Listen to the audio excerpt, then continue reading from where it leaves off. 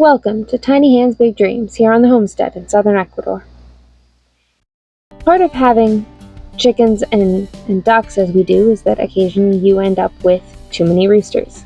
In this case, we had 3 too many, and they were starting to get a little aggressive, so we decided to go ahead and process them instead of selling them or giving them away. Puts more food in the freezer and gives us a chance to show you how we do it here with very minimal equipment, and it's pretty simple, pretty easy, so we'll show you here. Usually I just use a string with a slip knot hanging from a tree. We added the bucket this time, but we didn't get the measurements quite right, so we still have to work on that, but the string works just fine all by itself.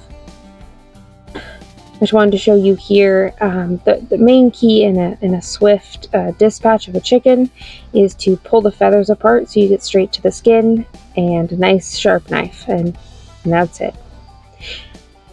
So we have a table, a couple knives, a bowl. It's pretty simple. I'm not fancy about this.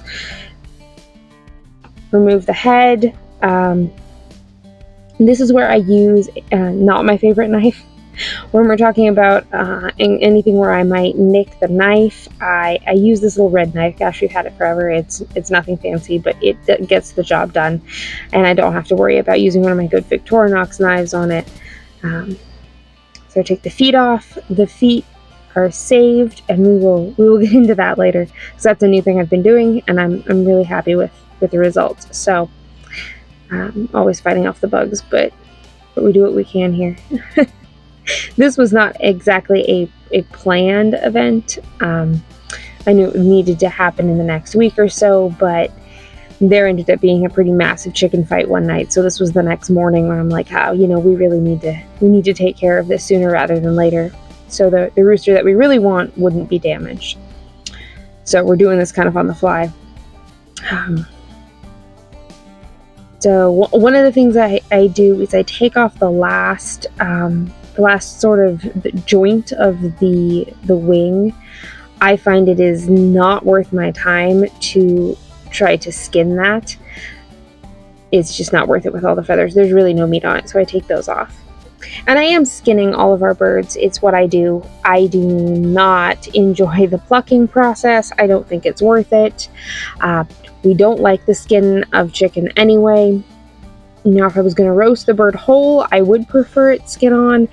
I don't roast birds whole very often, though. It's just not the way we like it. So here we go with the Victorinox knife for the skinning process. It's nice and sharp. It's my favorite knife. It's what I use for everything. Hopefully you can see here, I start at the neck, breastbone up, and kind of get my knife underneath the skin. I cut as little as possible, and I try to just kind of pull the skin off. It's just less damaging that way. Mostly it's just a little bit of cutting and a lot of pulling. Very gentle. I try very hard not to nick the actual meat. And it just takes time. That's the main thing I would say for anyone who hasn't processed anything before. Chicken's an easy way to start, especially if you're going to be skinning it. You don't need all the fancy equipment. You don't need a scalder or a plucker or really anything at all. Knife, table, string in a tree, and that's literally all you need. So I really hope that encourages people that you don't need all the fancy equipment that a lot of people have. Now this is usually my least favorite part and doesn't always go smoothly. But I try again to just pull the skin off of the drumstick there and not actually cut it. Every time I've had to cut it, it does do damage to the meat. I am not trying to get this off in one piece. I'm just taking my time, being real careful. The wings can be super tricky. Sharp knife, and not being afraid to actually cut through the feathers, the flight feathers. I just cut straight through them. And you'll see here in a minute, yeah, I just get real close to the meat and cut straight through. And just like that, it should mostly come off. Now, these being not meat birds, not only do they not have a ton of meat on them, but I find them to just be a little bit tougher. They are older than your average Cornish cross or any kind of meat bird would be for butchering. That's just kind of the name of the game when you're processing your sort of layer breeds. And these were definitely on the smaller side. Right, so it's just a lot of work and careful cuts. Again, you know, I've done I don't know, probably at least 100 chickens, and it still takes me a bit of time. This is all real time. The only thing I'm going to skip is the second half here, and then we flip straight to the back. Otherwise, this is all real time. I just figured you didn't need to see me do the same thing again. So I flip it over, and again, very careful cutting. This usually goes real quick, and it just kind of comes off the back like that. Nice sharp knife, just cutting the membrane between the skin and the meat, all the way down the tail. As you can tell, this is a particularly fuzzy bird. Again, just your sort of grab bag layer breeds here, and the extra small feathers are super irritating for this, but it cleans up good in the end. So I cut between the vertebrae at the very base there, being very careful not to cut all the way through. I just want to cut between the vertebrae and then flip it back over and over, checking and checking to make sure that I am not cutting through the vent, because then you're cutting through the intestines and then you have a mess, and you don't want a mess. Now, these also were not fed in the morning, so they're pretty empty, and it's pretty easy to do. So just keep cutting off the skin, and this is starting to open up the cavity.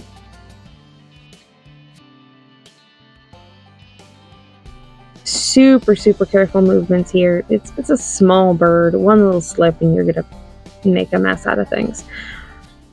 I am cutting right up against the bone there, and I try to cut from the inside out as much as possible, because that means I'm not going to accidentally poke anything. So I get right up to, and hopefully you can see this, it's hard to be doing this and try to get a good angle for filming. Struggling a little bit there.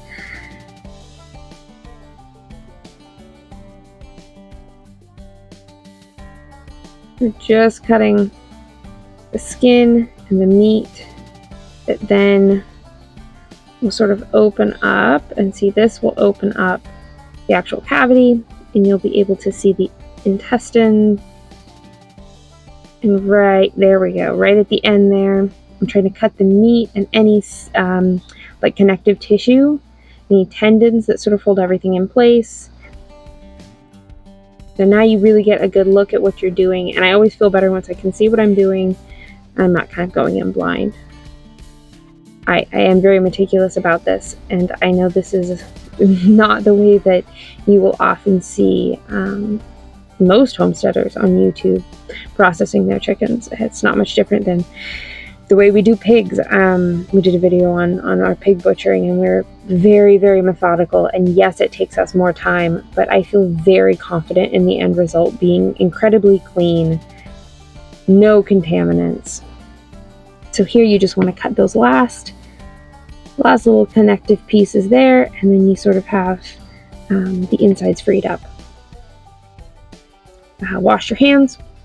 I used to wash my hands, honestly, a lot more in between all of these steps when we had kind of gross, commercially fed Cornish cross.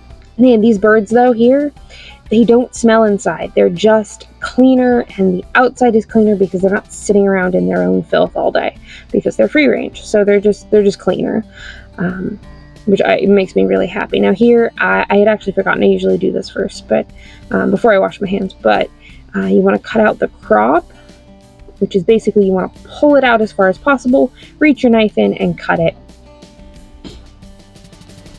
And then comes the tricky part. So you want to stick your hand in the chicken, except when the chicken's really small or you have bigger hands than I do.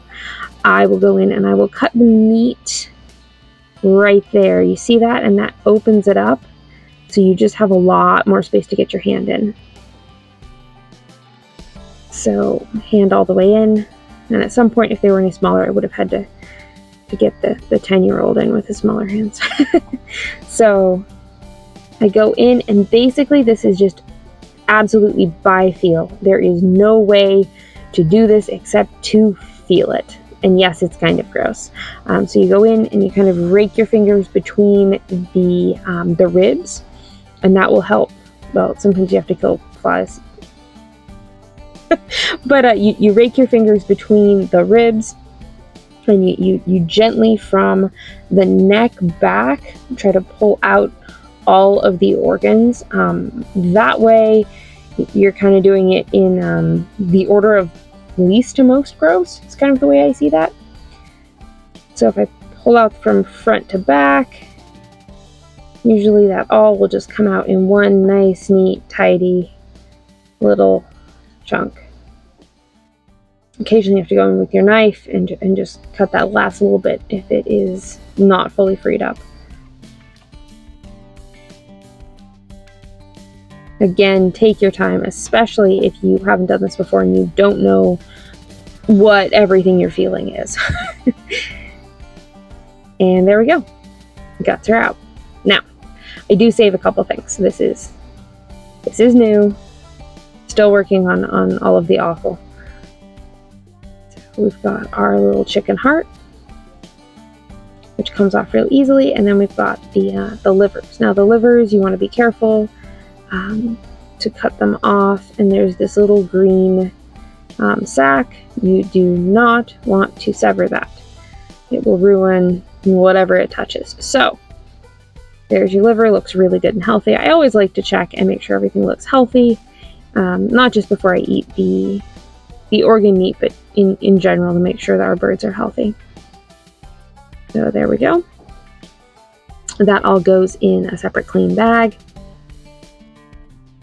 And then the rest of this we do just throw out. And that goes back to nature. Now, yes, I'm standing in front of our greenhouse with a hose. Again, this was not a planned event. This was just a quick setup, and it works just fine, I promise. So I give the bird a really thorough rinse outside. This would be easier if we had stationary water. One day I dream of that, because then I could use both hands, but we make do. This is only the first step in cleaning it. I get off the majority of the feathers and just give it a really good rinse. And then before I actually do go to cook it, which I slow cook these because they are roosters, and go ahead and can all of their meat.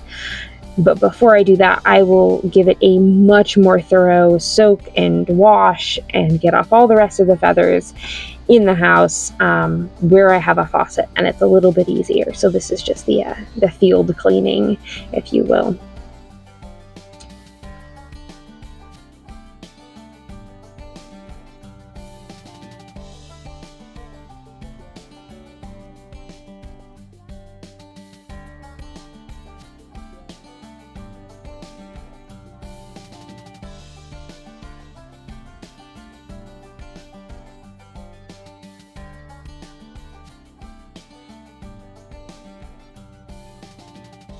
And now comes that magical awful.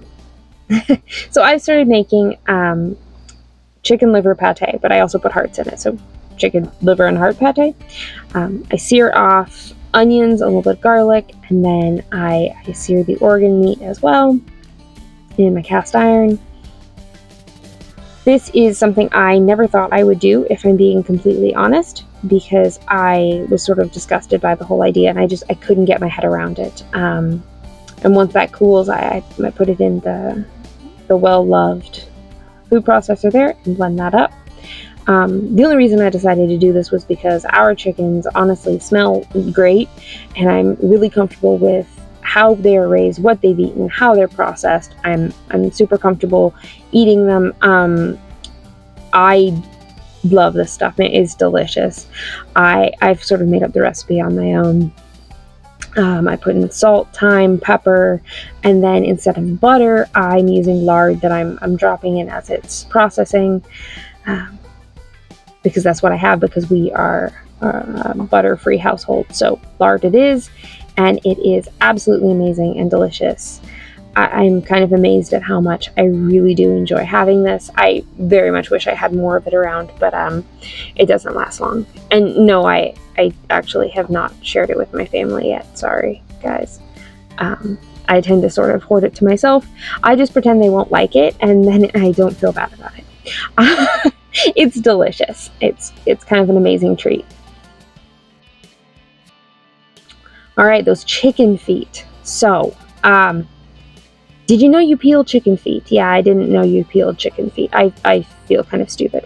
I was always disgusted by using them in a soup, and I'm like, oh, you peel them? That makes more sense. So, quick, like 10-20 second dunk in boiling water, and then straight in cold water. It would be best if it was ice water. It wasn't this time, for filming purposes. But then it just peels. Look at that. The skin just comes off. And it's kind of creepy and weird. I just never knew, honestly, that you could peel chicken feet. Not only does the skin peel, but actually all of the claws peel off, which is also very, very odd to me.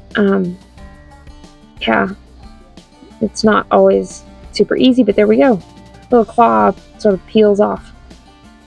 And then the rest does as well. Now these add amazing collagen to the bone broth, which is really important in our diet. We find ourselves feeling really, really good with bone broth.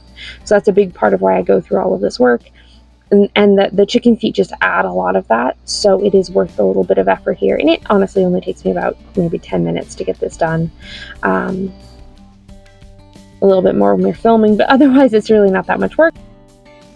In total, our 3 scrawny little roosters gave us 6 pints of meat and 6 quarts of really rich bone broth. So that is just a little bit of how we process chickens here on the homestead with minimal tools and equipment. You can do it too. I think it's an important skill to have, and it's really not that hard. You just need to take your time and get started on it. It's a good thing to know how to do. So thanks for watching. Like, share, subscribe, comment. We're happy to have conversations, answer questions, anything like that.